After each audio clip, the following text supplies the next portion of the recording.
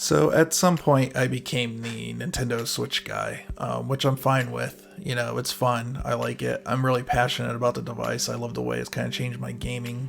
I've been talking to a couple of people who got their Switches. A few people got regular Switches. A few people got Switch Lites. So these are pretty much well-rounded tips for everybody. However, there's a couple of things that are going to be in here specifically for people that have the regular Switch. Alright, so some people have had this, whether they're putting like an SD card in or using it in tabletop mode or something like that. But for the regular Switch, sometimes people will put this down in the dock and then this pops off. So it'll be like that, okay? Yeah, so kickstand is actually made to be detachable. Matter of fact, there's replacement kickstands because sometimes the rubber on the bottom will wear out and these won't even click in and hold place anymore. So you can actually get replacement kickstands online and just easily replace them yourself. Number two, a lot of people complain that the Joy-Cons get loose. They do this because the rails have like little push-outs or like little spring push-outs that just get worn after a little while and then they wear in. It doesn't mean that they're going to break off or anything like that. That rail's in there pretty solid.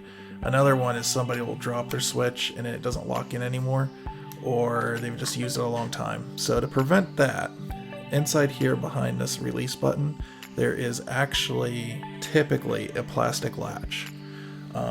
Nintendo's given all kinds of excuses why there's a plastic latch. You can see it's kind of metallic-y looking or silver. That's because I replaced mine with metal ones, which you can do. It's fairly easy, but if you're not technically inclined, what you should do if you want your system to last is as you're putting it in the rail before that latch hits, hold down the button, put it in, release. Okay, another one. Typically when people unlock this, they click the A button or something 3 times and you get that click, click, click.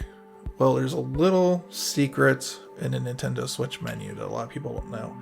If you hit A, like it says, to unlock it, but then use ZR or ZL, you'll get different sounds. It's just a little secret that Nintendo put in there for fun. Okay, we're just looking at the Elgato capture screen right now. Reason being is I wanted to make this clear. So both, whether it's on portable or whatever, you don't have to hit the power button on the Switch. I've heard a lot of people going, I just wish I could just wake it up like my Xbox just by hitting a thing. You can, you just don't tap the button, you have to hold it down. So if you hold down the menu button, you'll actually get a little vibration and then your Switch will wake up. So you don't have to always get up to turn your Switch on and off. You can do it through a Pro Controller, you can do it through the Joy-Cons, that way when they're in wireless mode, you don't always have to get up.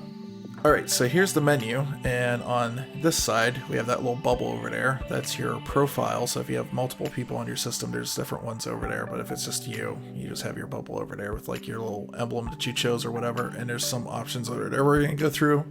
Over here we got the clock, the Wi-Fi, and the battery indicator. Down below we have the carousel with the 12 most recent apps opened, and then down below that all those bubbles are apps that can be opened regardless if a game or something's running, so they're basically background apps. Okay, and this is a really good one. So say you're in the middle of a game of pinball or something like that, or some other game, and you know you got to be somewhere at like 8 o'clock or something, or you're in an online match and it just stopped working, or you want to know how much battery life is left on your system, one of those things, or you just wanted to put it to sleep really quick. You could just go back out to the menu and do all those things, but there's actually a sub-menu in the Switch that's pretty handy. If you hold down the home button, just like you're turning the system on, the sub-menu comes up, and so you can check your time or whatever while you're actually in the Switch and see what controller's connected, all that stuff.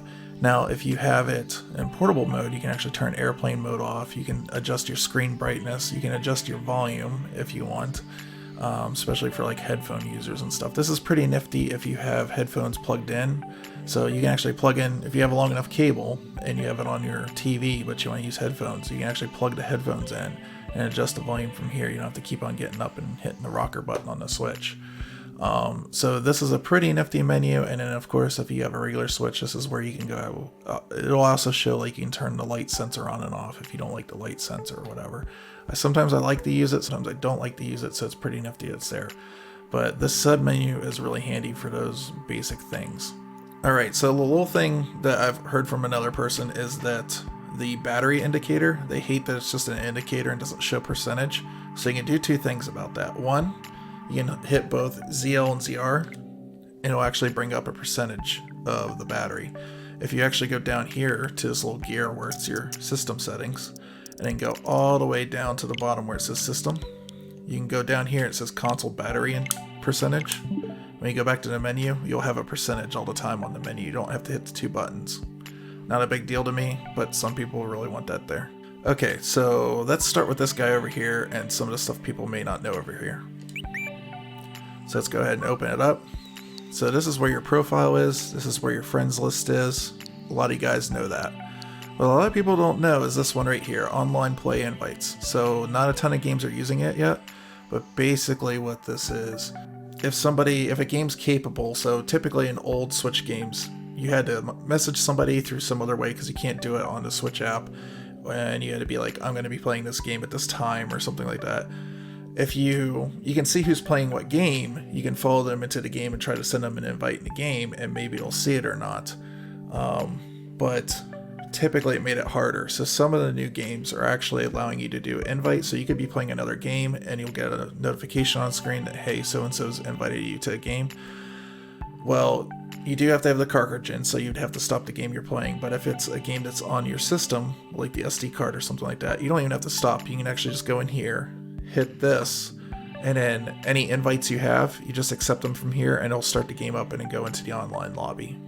Another one that people don't know, and this has really surprised me, because I've only actually had a couple people do it, I've only gotten a couple friends this way, is in friend suggestions. So you can get through some of the Nintendo apps on the phone, get friend suggestions, but right here, there's a Facebook and Twitter integration, and you can log into either or. I'm just logged into Twitter, I don't use Facebook.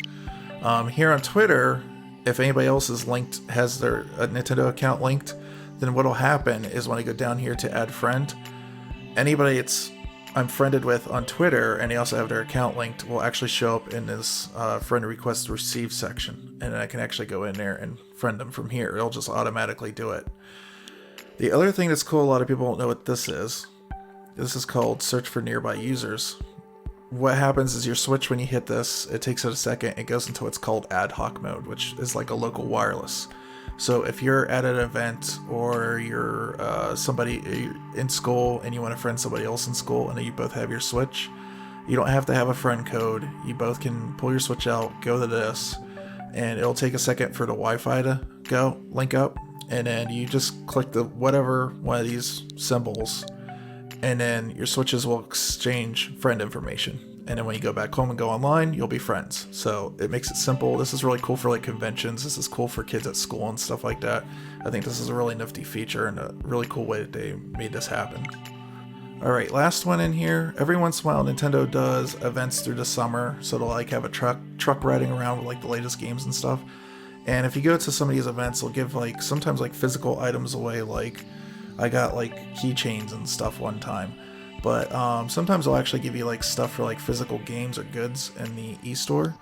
And the way that they'll redeem that is there's a QR code attached to your account. Now a lot of people don't know that, but if you have your Switch on you and you're going to a Nintendo event, I would imagine you probably have it on you.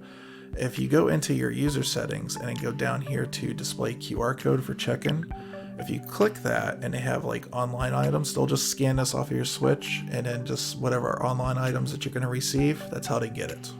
Alright, so Nintendo Switch eShop has what's called gold coins, and gold coins are little rewards for buying games. Now on the eShop, if you get like a $60 game, you typically get 300 coins. Each coin's a penny, so 300 coins is like $3 off on something, and when you go to make a purchase, if you want to redeem those coins, it'll take that amount off the price of the game. Now a lot of people don't realize that you actually get gold coins for physical releases too. So what you have to do is you have to have the cart in the system, and I don't know if I did it for Dragon Quest. Let's find out. Okay, so here we have Dragon Quest in. This is one of my newest games. If you actually click the plus button on your controller, you'll bring up the submenu. And if you go down here, and the cartridge does have to be in, there's this earn points on the cartridges. Now you get far less for having a physical copy. Nintendo's trying to push people into the online store, but if you go here, it'll actually like do a little thing. It'll check if you have gold coins. I've already apparently used it on the store, but for this I got like 60 gold coins because it's a $60 game.